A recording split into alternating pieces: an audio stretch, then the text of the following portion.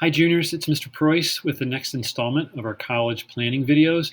The topic of this video is the timeline for selecting a college.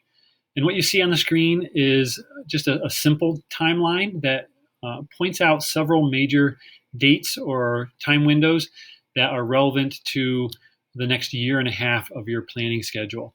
And what I like to do is start with the end of the schedule and work our way back, just so you can see what the ultimate end result is and see how you get there. So the last step in the process, pretty much as far as your college selection process goes, is going to happen around May 1st of your senior year. May 1st each year is the date that colleges have agreed upon where they're asking you to share which one school you plan to go to. And the way you do that is to respond to them and send in a deposit, basically saying, yeah, I'm committing to your school. You can certainly commit sooner than that if you have a very small list, or maybe you applied only to one school and you know you want to go there. You can send in a deposit at any point in time throughout your senior year, but colleges shouldn't be requiring you to send in a deposit until at the earliest May 1st. This keeps the playing field level and prevents colleges from advancing their deadline to force your hand or force your decision. The only exception to this rule really would be for a student who's applied early decision, which is a special admissions calendar and program. And in that case, if you're admitted under an early decision time frame, you will be required to send in a deposit much earlier, probably by December or January of your senior year.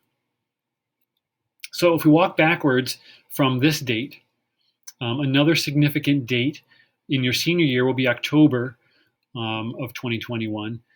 This is when the financial aid process really opens up. There are two main application forms that you may be required to file, the FAFSA and the CSS profile. Your research into your colleges will tell you which financial aid applications your schools require, but October 1st is the date that both of these applications open up. And so in the month of October through the winter months, you and your family will be busy assembling some financial aid applications and getting them submitted to your colleges. Colleges do have financial aid deadlines that you need to pay attention to. Basically, if you miss a financial aid deadline, that could jeopardize your ability to receive financial aid for your freshman year of college. Stepping back a little bit further, you see September of 2021. That's really the start of your senior year.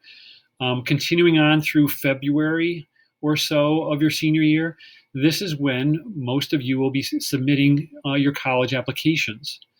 Again, colleges have all sorts of different time frames and deadlines that you'll want to pay attention to. There are different admissions policies, like we talked about, early action, early decision.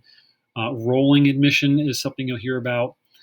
So the deadline structure might change from one school to the next, which is why it's a pretty wide time frame here, September to February.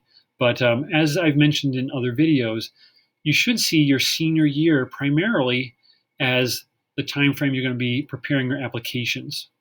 You don't want to hold off and start your college research and start building your list of schools that have the criteria you want in your senior year. You want to be doing that in the spring of your junior year, like we're talking about. So if we step back from that point on the timeline, we arrive back to the present, your junior year, and then your pre-senior year summer.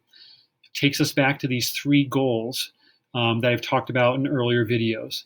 Now is the time you want to be working on your resume, which involves some self-reflection and some self-assessment, so you can better discuss what you're looking for and what your storyline has been throughout high school. Those will be important parts of your application work. Also, getting your testing squared away and developing that testing game plan, and then researching and building that list of colleges.